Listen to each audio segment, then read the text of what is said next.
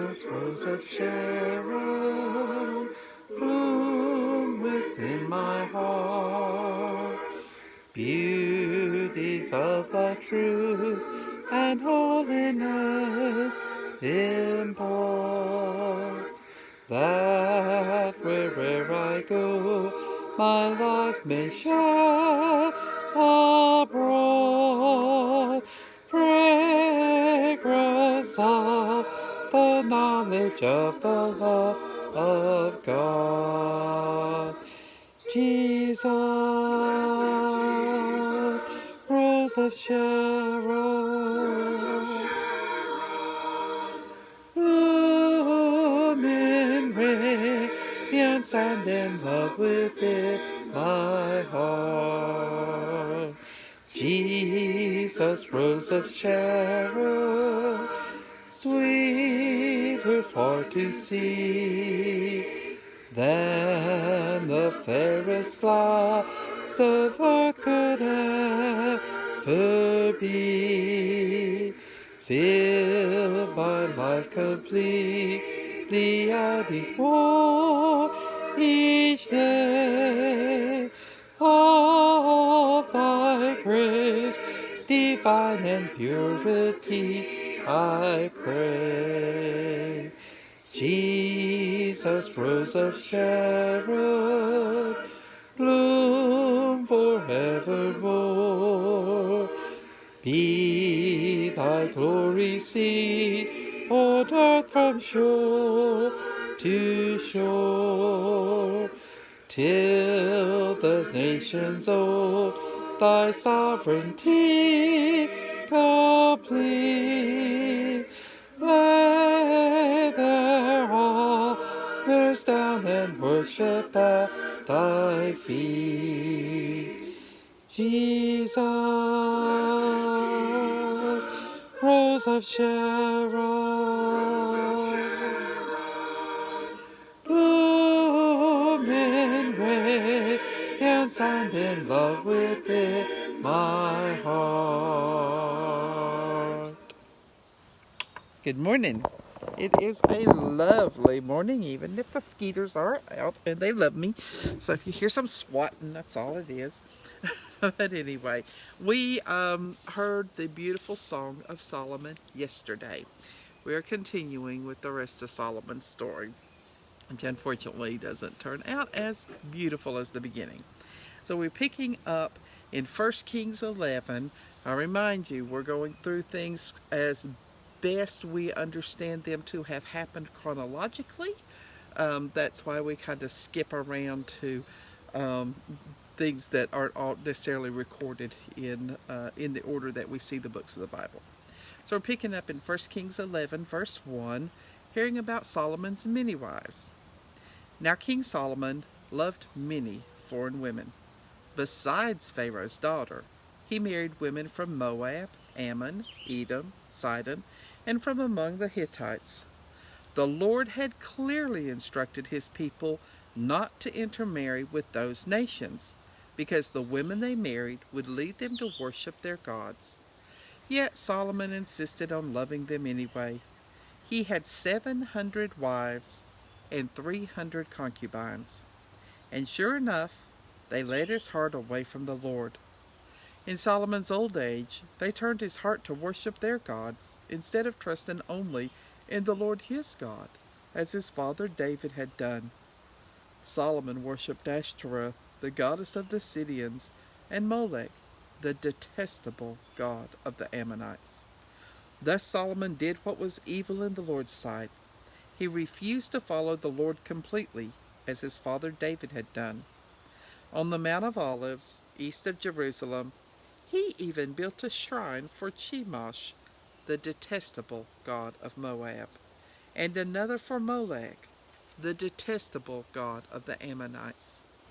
Solomon built such shrines for all his foreign wives to use for burning incense and sacrificing to their gods. The Lord was very angry with Solomon, for his heart had turned away from the Lord, the God of Israel, who had appeared to him twice. He had warned Solomon specifically about worshiping other gods. But Solomon did not listen to the Lord's command.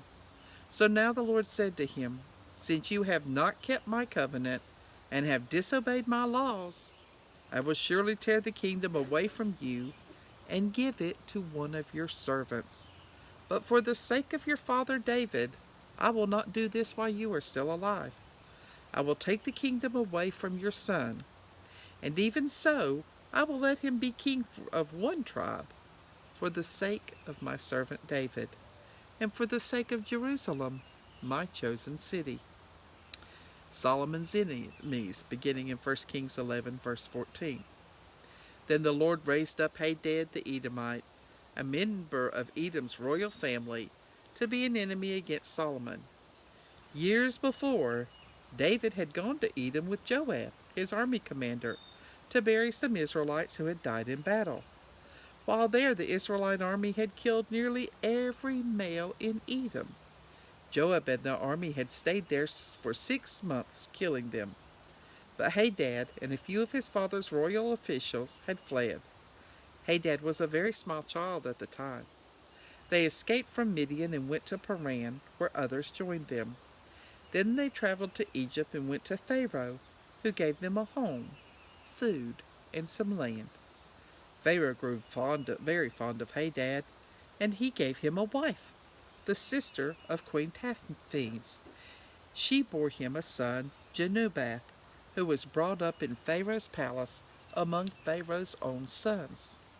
When the news reached Hadad in Egypt that David and his commander Joab were both dead, he said to Pharaoh, "Let me return to my own country." "Why?" Pharaoh asked him. "What do you lack here?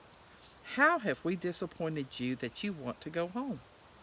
"Nothing is wrong," he replied, "but even so, I must return home." God also raised up Rezon, son of Eliada, to be an enemy against Solomon.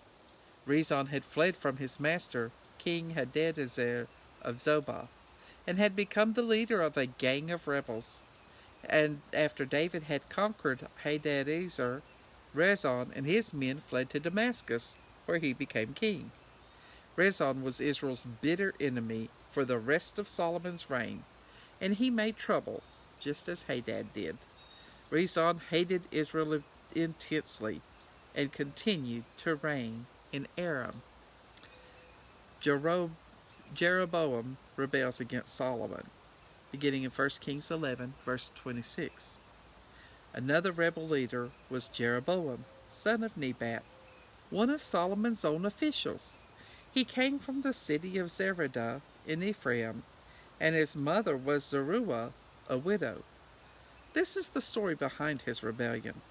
Solomon was rebuilding the Milo and repairing the walls of the city of his father David. Jeroboam was a very capable young man, and when Solomon saw how industrious he was, he put him in charge of the labor force from the tribes of Ephraim and Manasseh. One day, as Jeroboam was leaving Jerusalem, the prophet Ahijah from Shiloh met him on the road, wearing a new cloak. The two of them were alone in a field, and Ahijah took the new cloak he was wearing and tore it into 12 pieces. Then he said to Jeroboam, "Take 10 of these pieces, for this is what the Lord, the God of Israel, says. I am about to tear the kingdom from the hand of Solomon, and I will give 10 of the tribes to you, but I will leave him one tribe for the sake of my servant David and for the sake of Jerusalem, which I have chosen out of all the tribes of Israel. For Solomon has abandoned me and worshipped Ashtaroth, the goddess of the Sidonians, Chemosh, the god of Moab, and Molech, the god of the Ammonites. He has not followed my ways and done what is pleasing in my sight. He has not obeyed my laws and regulations as his father David did. But I will not take the entire kingdom from Solomon at this time. For the sake of my servant David, the one whom I chose and who obeyed my commands and laws, I will let Solomon reign for the rest of his life. But I will take the kingdom away from his son and give 10 of the tribes to you. His son will have one tribe, so that the descendants of David, my servant, will continue to reign in Jerusalem, the city I have chosen to be the place for my name. And I will place you on the throne of Israel, and you will rule over all that your heart desires. If you listen to what I tell you, and follow my ways, and do whatever I consider to be right, and if you obey my laws and commands, as my servant David did, then I will always be with you. I will establish an enduring dynasty for you, as I did for David, and I will give Israel to you. But I will punish the descendants of David because of Solomon's sin, though not forever. Solomon tried to kill Jeroboam, but he fled to King Shishak in Egypt and stayed there until Solomon died. Summary of Solomon's reign, beginning in 1 Kings 11, verse 41, and this is about 930 BC. The rest of the events in Solomon's reign, including his wisdom, are recorded in the book of the Acts of Solomon. Solomon ruled in Jerusalem over all Israel for 40 years. When Solomon died, he was buried in the city of his father David. Then his son, Rehoboam, became the next king. And again in 2 Chronicles 9, beginning in verse 29, the rest of the events of Solomon's reign, from beginning to end, are recorded in the record of Nathan the prophet, and in the prophecy of Ahijah from Shiloh, and also in the visions of Iddo the seer, concerning Jeroboam, son of Nebat. Solomon ruled in Jerusalem over all Israel for 40 years. When he died, he was buried in the city of his father David. Then his son, Rehoboam, became the next king. Now, Ecclesiastes may have been Solomon's last book, written near the end of his life, may have been like what happens so often, discovered after his death. So we begin now with Ecclesiastes 1, verse 1, and we hear the wisdom of a very old man reflecting on his life. And the summary he comes up with is, everything is meaningless. These are the words of the teacher, King David's son, who ruled in Jerusalem. This is the way Solomon tells you he's the author. Everything is meaningless, says the teacher, utterly meaningless. What do people get for all their hard work? Generations come and go, but nothing really changes. The sun rises and sets, and hurries around to rise again. The wind blows south and north, here and there, twisting back and forth, getting nowhere. The rivers run into the sea, but the sea is never full. Then the waters return again to the rivers and flow again to the sea. Everything is so weary and tiresome. No matter how much we see, we are never satisfied. No matter how much we hear, we are not content. History merely repeats itself. It has all been done before. Nothing under the sun is truly new. What can you point to that is new? How do you know it didn't already exist long ago? We don't remember what happened in those former times, and in future generations, no one will remember what we are doing now. The Word of God for the people of God. Thanks be to God.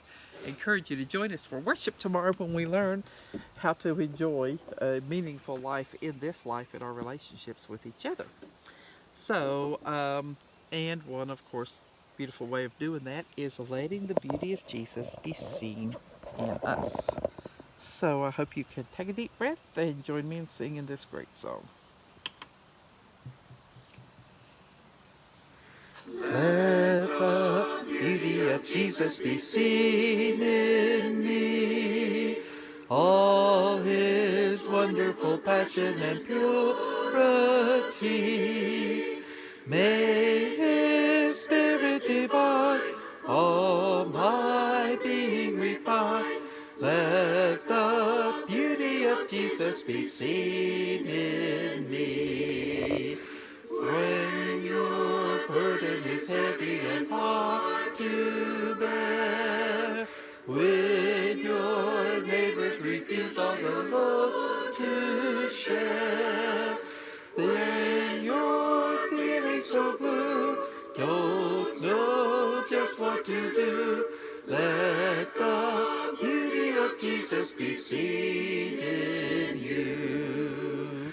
From the dawn of the morning to close of day, in example in deed and in all you say. Lay your gifts at his feet, ever strive to keep sweet. Let the beauty of Jesus be seen in you. Good morning, Grace. Good morning, Jim and Peggy. Good morning, Patty. Good morning, Shirley. Hope everybody enjoys this lovely day, and I'll see you back tomorrow morning at 8 for a daily Bible reading and at 11 for worship and communion.